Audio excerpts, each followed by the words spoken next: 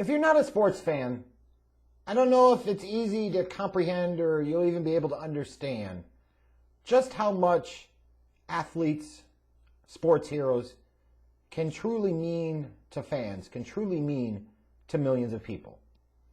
It can be hard to explain, certainly can be harder to understand. And you either get it or you don't get it. But those of you that are sports fans and those of you that get it, certainly get it and understand it. It might not be the most rational thing in the world, but it is what it is. Like these athletes that perform these fantastic feats and achieve great, spectacular, wonderful things. We grow up with them as our heroes, and we look to them as role models, and we look to them as icons. And that even includes those athletes, those players that played way before we were ever even a twinkle in our daddy's, you know. And I can certainly say for me that one of the true icons of baseball, one of my heroes of all time of baseball, was Henry Aaron. Hammerin' Hank Aaron. And some of you may know this, some of you may not. But as a little Schleggy, while yes, the Bears have always been my favorite team, my favorite sport, from the time I can even remember all the way up to the strike in '94, my favorite sport, the sport that I have felt the most overall emotional connection with, the one that I felt the most romance towards, was baseball. Baseball was king. Baseball was my life. You know, and growing up in that time, what a great time to be a baseball fan. And I was able to see the kid, Ken Griffey Jr., and that was my, you know, living, breathing, playing hero when it came to baseball. Yeah, I was a Cubs fan, and I loved the Hawk, Andre Dawson, and absolutely Rhino, Ryan Sandberg. Like, those guys were heroes of mine too.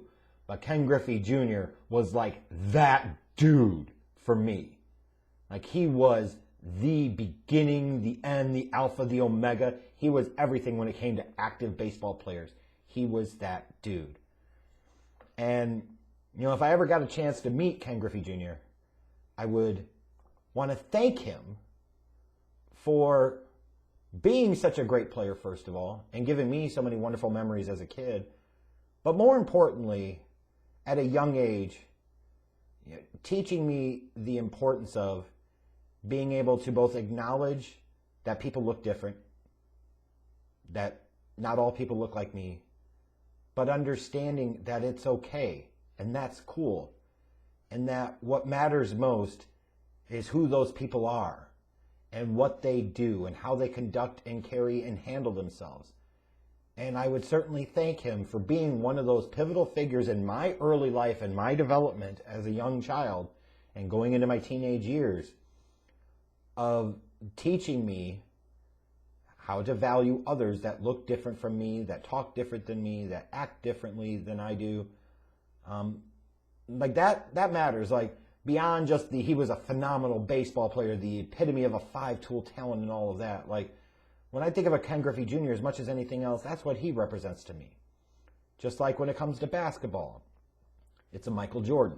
It's not just about the fact that he played for the Bulls. It's not just about the fact that he was the greatest player of all time. It's not just the fact that he was the icon of icons when it came to the league. It was what it taught me from a life standpoint. The importance of having a commitment to a vision, a dream, and setting goals to achieve that dream and vision. It was working hard every day and being relentless in your pursuit of perfection and excellence. I wish I could only have lived up anywhere near close to that man's standard. But also understanding that it's okay as a little white kid, a little white trashy looking kid, to have black men be your heroes in life. And, you know, certainly not saying that there weren't other athletes that were white that I didn't look at as kind of like mythic, historic, you know, legendary, iconic figures that I looked up to, or I just kind of admired and revered. You know, you can say what you want about him back in his day, way back in the day, but Babe Ruth was, you know, in a lot of ways, that legend, that icon. And revere and admire to a degree still to this day. But another player that I always revered and I always admired, I always respected tremendously and had a fascination with from a very, very early age when I started to realize, all the way back at 5, 6 years old that sports was my jam, sports was my thing, sports was the thing that I cared about more than anything else in the world, frankly. One of my real heroes was Hank Aaron. I never got to see him play. He had retired after the 76 season. He had no business being my hero in theory. Because I never got to watch him. I never got to experience him. And I'm still to this day kind of jealous, to some respects, for all the people that lived during that time in the 50s and the 60s and the 70s, especially those at first in Milwaukee and then in Atlanta and these other major league cities that he traveled to throughout the 23 seasons of his career where Henry Aaron played. They got to see greatness personified. They got to see grace, dignity, composure, focus, and just flat out all around excellence. I didn't get to see that. But it doesn't mean that I couldn't admire it. It doesn't mean that I couldn't acknowledge it. It doesn't mean that I couldn't respect it, revere it, and put that man up on a pedestal. And I certainly did as a little Schleggy, and as an almost 40-year-old man now, that certainly remains true. So, not realizing today when I was at work, I didn't have a chance to check online or check any social media or anything, a busy Friday. You can imagine my surprise when I logged off of work for the day and I go to Twitter and I see the news that the legend himself, Hammerin' Hank, Henry Aaron, had passed away. The one true, to me, always and forever, home run king of Major League Baseball is gone. Not a surprise, for a man in his mid-80s. You certainly could expect that would come at any point in time. It sounds horrible to say, but it's true. But sudden, surprising to a degree in that sense of the suddenness of it, just seemed to kind of come out of nowhere. And really, really somber news for me personally. Because again, this was one of my heroes.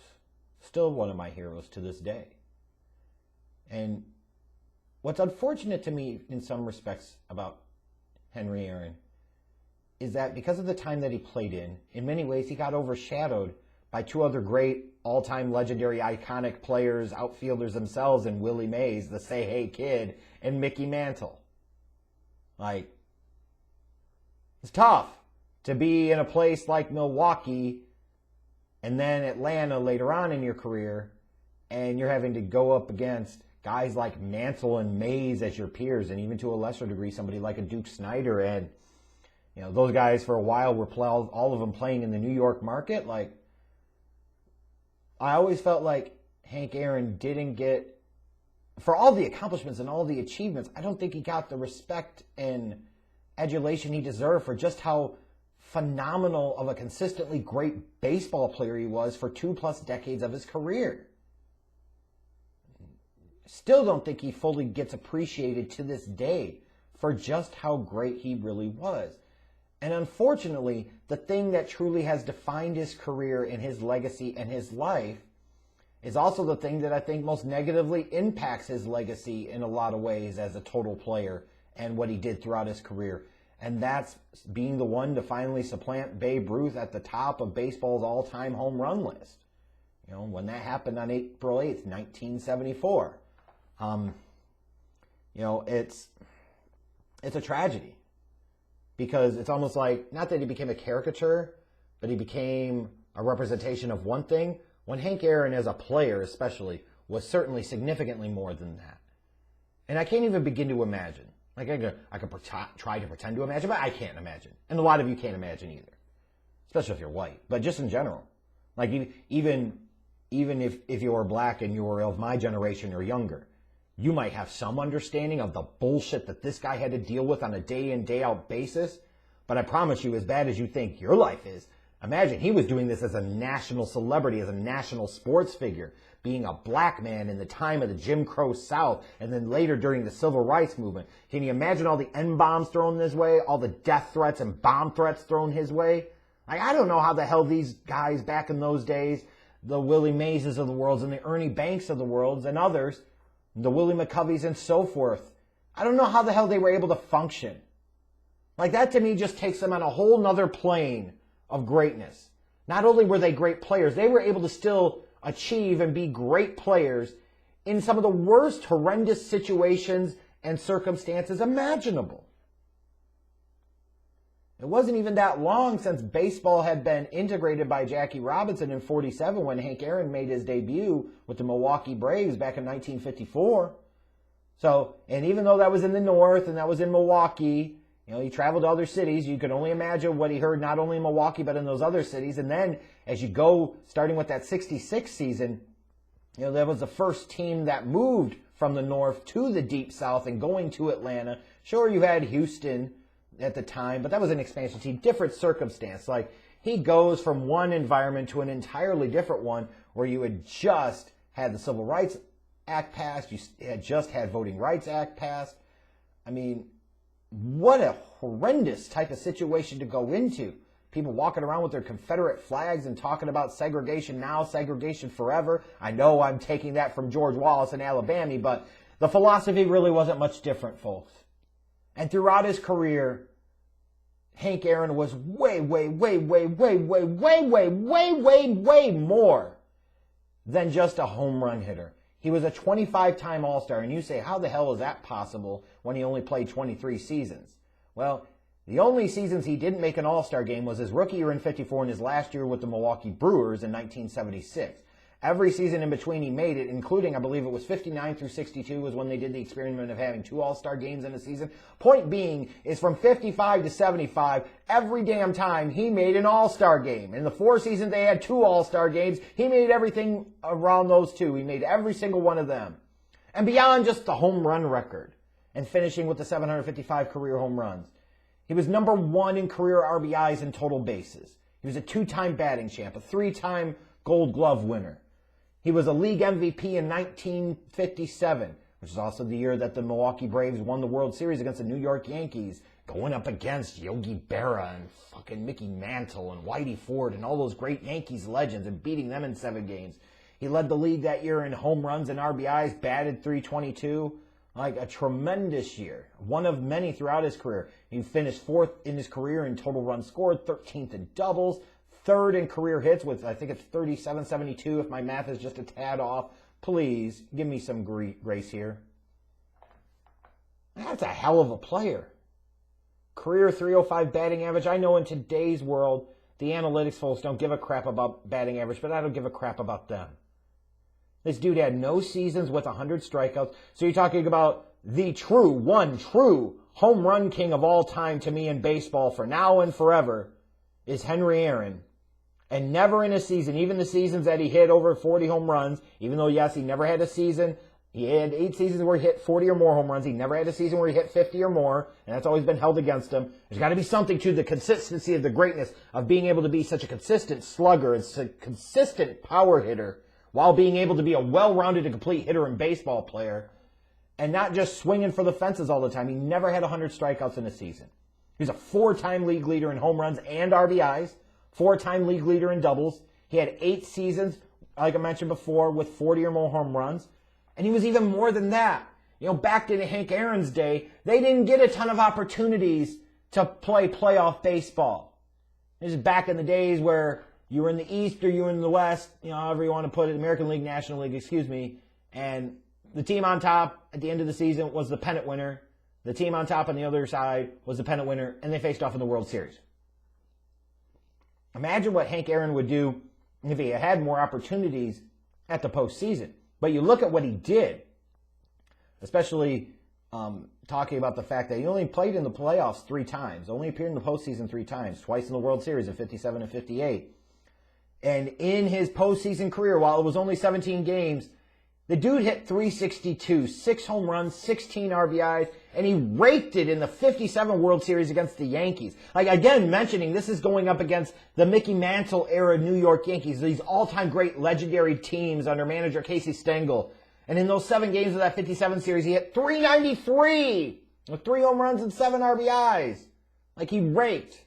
So not only was he phenomenal, consistent, excellent player in the regular season, the opportunities that he got, he always showed up and was a big-time threatened force in the postseason as well. And all of those things are there. They are part of his legacy. And yet we ultimately only ever seem to talk about him passing the babe and becoming baseball's home run king. And that's sad and that's unfortunate. But when you think about what he accomplished throughout his career, culminating at that moment in Atlanta, playing against the Dodgers on April 8th, 1974, hitting his 715th home run. I mean, you can't even begin. I certainly can't even begin to understand. Like I could think I have an idea of the shit that this guy went through. And we've heard about it over the years, the death threats, what he was called, how he was called out of his name, the threats made against him and his family and so forth. Like, can you imagine the pressure that weighed on this man? And you could say, could it have been any worse than Jackie Robinson in 1947? Maybe not, but I don't think it would have been much better, because you got to think about this. Jackie Robinson was breaking a color barrier, and he was the first, and he's a pioneer, and he's one of the icons of baseball history. But what Hank Aaron did, he was going after the great Bambino, the Sultan of SWAT, the icon of all icons of all time in baseball history, even holds true to this day. Baseball, Babe Ruth. Like, that is the dude of all time for baseball. He always has been, and he always will be. And going up against this great white hero in the deep, dirty south of Atlanta, trying to chase him down and pass the Bambino's all-time home run record, you could only imagine what this guy had to deal with, the pressure of having to deal with this, and the weight and burden that he had to shoulder for years as he knew he was approaching this mark, and eventually as the reality started to set in 73 and at the beginning of 74, that this thing was actually going to happen. Like, I can't even begin to imagine. But I always look back on that date, April 8th, 1974, again, way before my time. Two historical significant things happened, in my opinion. Number one, that's the day my parents actually got married. Fun fact there. And it's how I always remember the date that they got married. Not because that's the date they got married, but it's the date, April 8th, 1974, when Hank Aaron passed Babe Ruth on baseball's all-time home run list. That tells you how much I think about Bonnie Sue and Peter Arnold in comparison to Hank Aaron. No offense, Mom and Dad, love you to death, but goddamn, you're my parents, but this is Hank Aaron! I'm such a bad son. I'm sure they would tell you.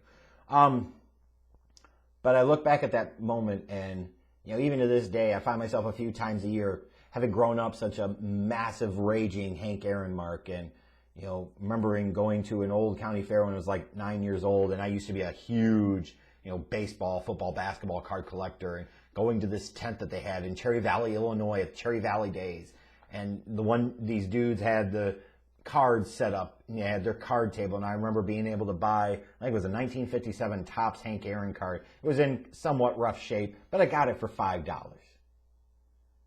And I wish I still had that card to this day. All the moving over the years and everything else, I've unfortunately lost it, and I wish I still had it.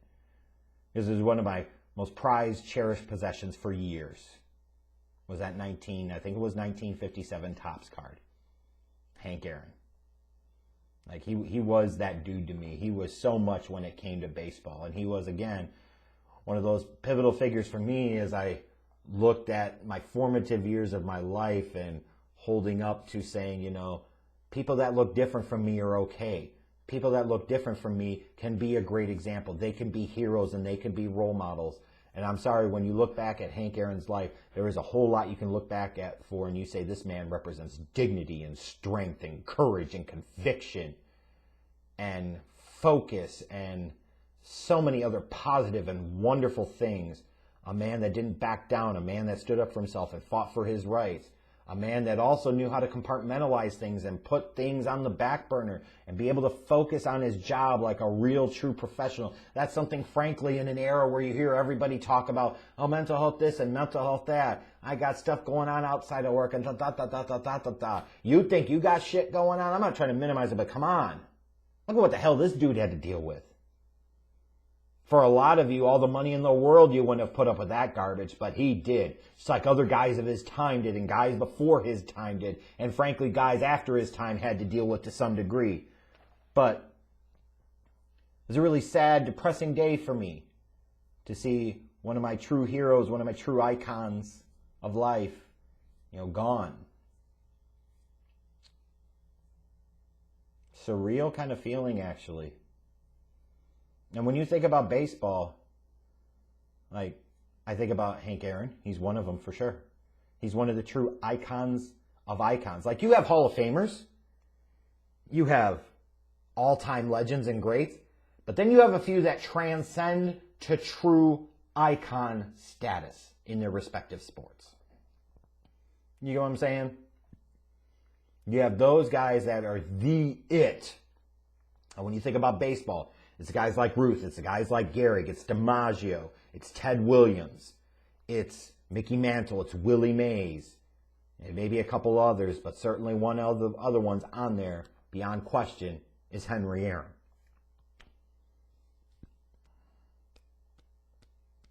Yeah, man, this sucks. And going back to that moment of April 8th, 1974, Braves against the Dodgers, that was a historic moment. And you go back to Vin Scully's call at the time, when he was calling the game and, talking about how a black man is getting a standing ovation in the Deep South. It's a signature moment. It's a signature call of Vin Scully's career. And it's a signature moment in Atlanta history. It's a signature moment in Atlanta Braves history, in Major League Baseball history, in sports history, and frankly, world history. And I always think the truly iconic shot after Hank Aaron hits that 715th home run over the left field fence. If I'm not mistaken, wasn't it Tom House that ended up getting the home run ball to present to him at home plate? That Tom House. It's as he was rounding second, out of nowhere come these two hippie-looking white dudes, and you're like, even when you go back in time and look, and you're like, yeah, I can't imagine watching that live in 1974 and thinking this is going to go well, or thinking anything good is going to come out of this. And watching as this strong, proud black man in the deep south of Atlanta has just smashed the dreams of so many white people in the South and throughout America that always wanted Babe Ruth to be the home run king of baseball, as he's sitting there and trotting around the bases and probably having this tremendous sense of both joy, relief, and exasperation that this is finally over.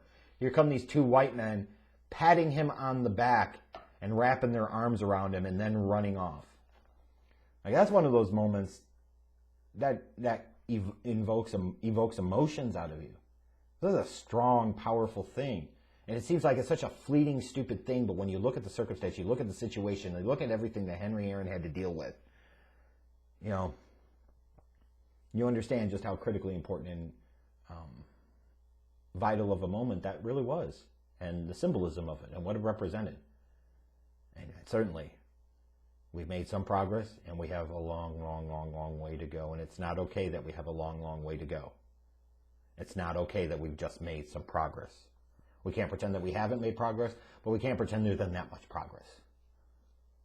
But either way, as much as I think about Vin Scully and that call, talking about how historic of a moment this is, I always think about this moment in time, April 8th, 1974, and I always think of the legendary Milo Hamilton's call of this great moment. And I hope in the span of this 24-plus minute video that I won't butcher it, because this is usually something I have pretty committed to memory. He's sitting at 714. Here's the pitch by Downing. Swinging. There's a long drive to left center field. This ball's gonna be out of here. It's gone. It's 7:15. There's a new home run champion of all time, and it's Henry Aaron. The fireworks begin. Oh, man. This is a great legendary call of such a great, memorable, historic moment. It's still to this day, I can feel the goose pimples going all up and down my whole body right now just thinking about Milo Hamilton's call. But like I said, it's that moment in time that people always remember about Hank Aaron, but he was so much more than that. And it's unfortunate in some ways that has become what has truly defined him and represented him in his career and his life and his legacy. And in some ways, it is a great testament to the man, the athlete, the player, the cultural icon. But he's not just that. He's one of the greatest outfielders of all time. He's beyond question one of the greatest hitters of all time. And he is, beyond question, one of the greatest players of all time. One of the truly great icons of the old America's pastime game of baseball has passed away today. And it is a sad, sad moment. Very sad. I hope his family is at peace with what's happened. I wish them nothing but the best. And I hope they know that there are probably millions of other people out there like me that Henry Aaron meant a tremendous deal to. That I look at him as one of those people, one of those pivotal, critical sports figures in my life that taught me so much about life and so much about the important values of life and so much about the importance of understanding differences but also embracing differences and being okay with differences. And, you know, I'm sad I never got to meet Henry Aaron because I feel like he would have been one of those heroes that if I would have met, I wouldn't have been disappointed.